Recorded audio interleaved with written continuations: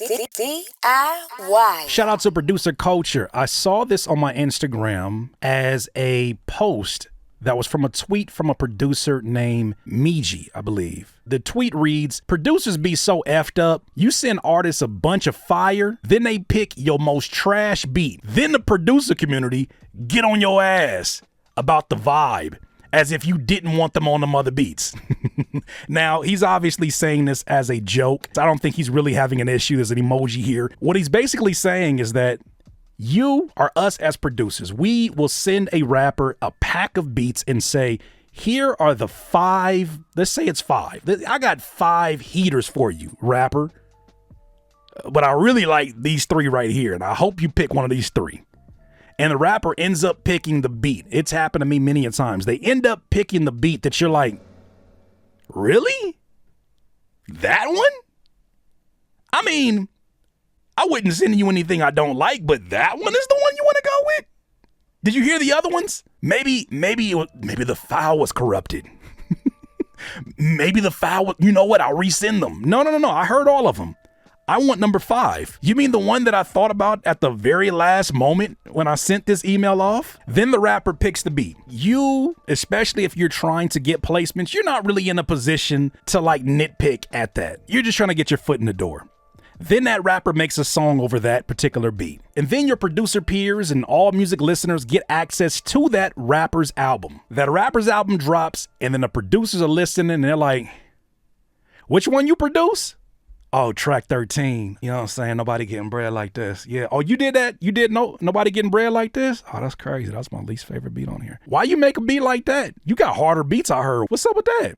Oh man, he was attached to that beat. So like I ain't really have a choice in the matter. When I look at this from a zoomed out point of view, I understand the producer's point of view in this, where it's like you are going to get judged by everybody who hears this.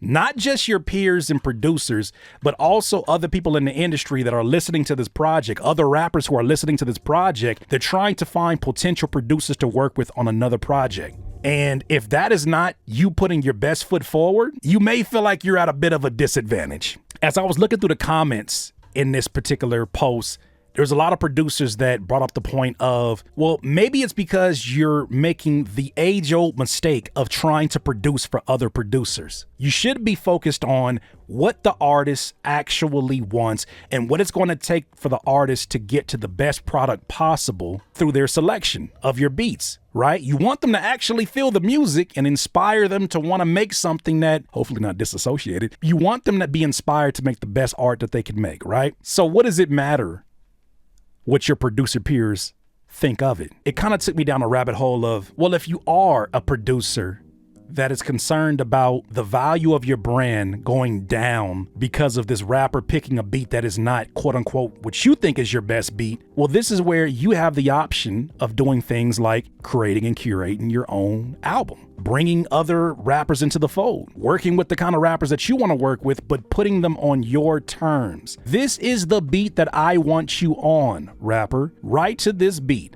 Hey, singer, I want you on this particular hook. If you want any help in terms of how to approach it, because this is not music you would usually choose, I'm here for you. But this is what I envision. For the producers who are like, Curtis, that's a dream situation. Not everybody's going to get those circumstances. I get it. This is also where you start to create instrumental albums, especially if you're very concerned about your value to the producer community.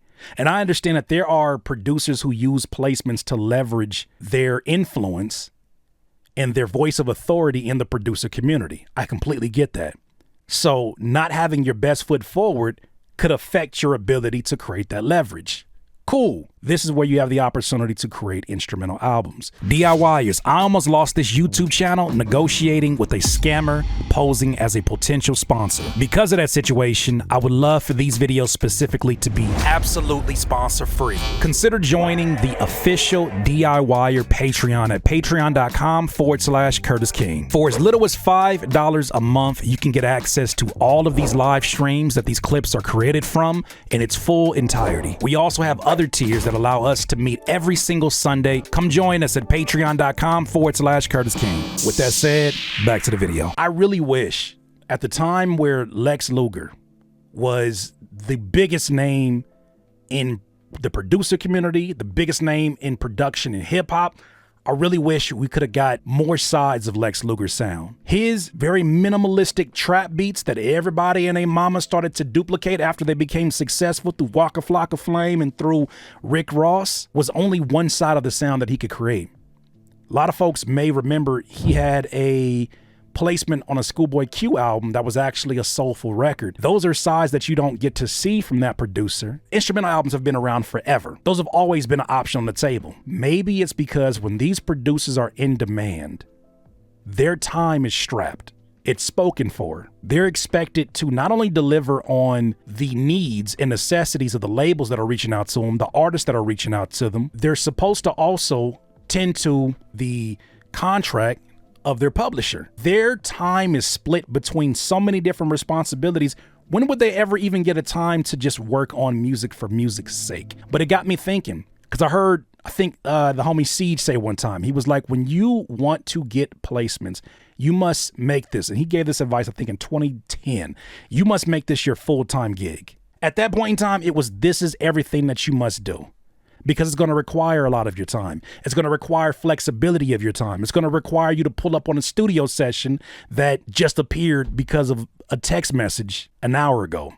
And you're expected to be at this place in this particular city, at this particular studio session from these particular hours where you may or may not get to press play, but it's a good look for you to be there. Today, if it is a concern of yours, of what the producer community is thinking about your production, jokingly or being serious as this tweet right here alluded to, then it's also up to you to create the brand around it. Regardless of what's pulling at your time, this is where you need to understand having control of your time is your biggest asset. So many folks play the placement game and they put all of their eggs in one basket, and I get it. The upside of it could change your life and the next generation of your family's life if you really hit. But for an industry in which I heard Mr. Postman say this one time, Postman B say that producers have the staying power or the same longevity career-wise that the average football player has in 6 years in the NFL. You gotta get it while the getting's good. Now, when you think about how much the culture of hip hop has changed, even the internet has shifted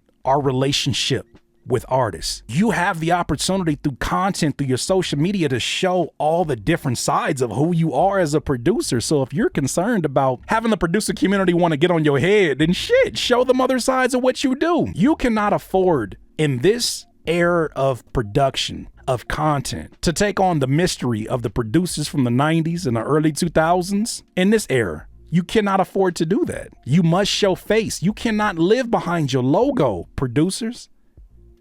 If you want people to see all sides of what your brand is, at some point in time, it's going to fall back on you. And you're going to have to make a decision of what you're going to prioritize, which is why I say, for the sake of the longevity of your brand, for the sake of the longevity of your music, you have to do that now. I like the honesty here, because I've had that feeling where I was like, oh man, I had some crazy beats that the homie could have rapped on when he picked this one. But what I had to come to understand is that it was less about my ego as a producer and more about what was best for this collaboration.